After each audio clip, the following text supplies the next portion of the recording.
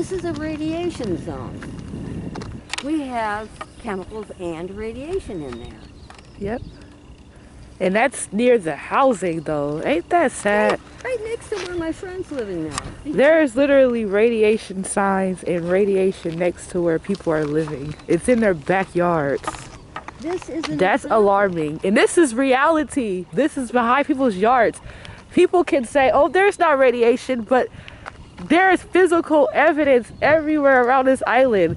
Every day, people wake up and they living behind this stuff. They're living in front of it. They're living under it, on top of it, around it, on the side of it. It's amazing to me. It's sad.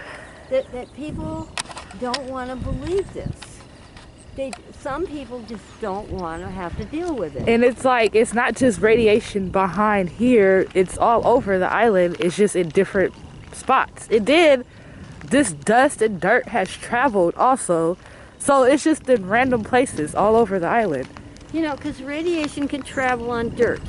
Yep. So can chemicals. And these trees being up like this is a hazard for a fire. But they can't really take them down because it's contaminated. Well, really? I mean, that's why I think the trees is this big. I wouldn't want to cut these trees if it's contaminated. But they've cut a lot of trees on Treasure Island. They cut down all the trees at the center of the island to do that building. Uh-huh. I mean, this is an interesting thought.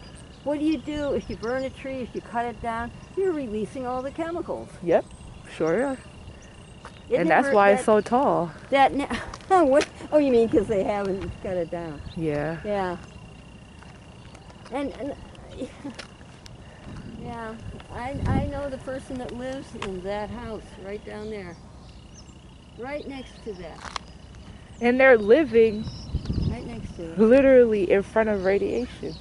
Right next to it. And it's a possibility radiation could be under their house because it's this close.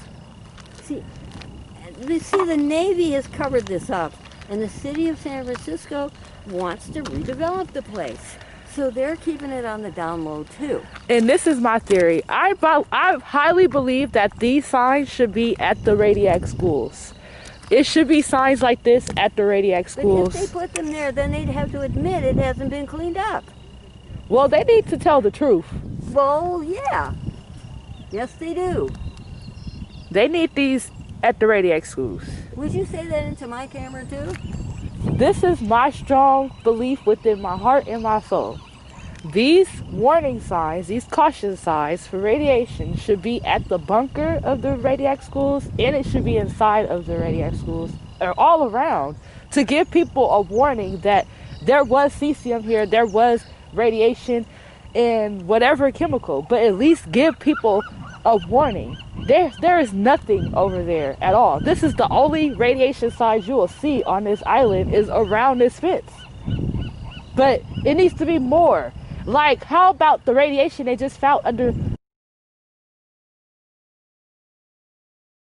We put the person's name in there and we took it out. There needs to be some radiation signs over there. They found a whole basketball size of radiation under her front doorstep. So there should definitely be more signs posted around the island. I agree. And all of this needs to be covered too. So what's different from here than that? This gotta be toxic too. No, don't move the camera too fast. Move it slowly so you can see what they can see what you're saying. So do that again. Do that again. From here to here. Talk into the camera and explain it. So this gate definitely needs to cover all of this dirt. This dirt is all toxic, not just part of it.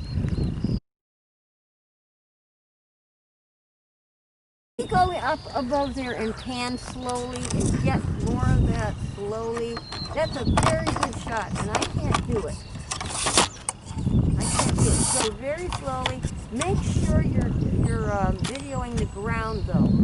It's very easy to video the sky instead of the ground.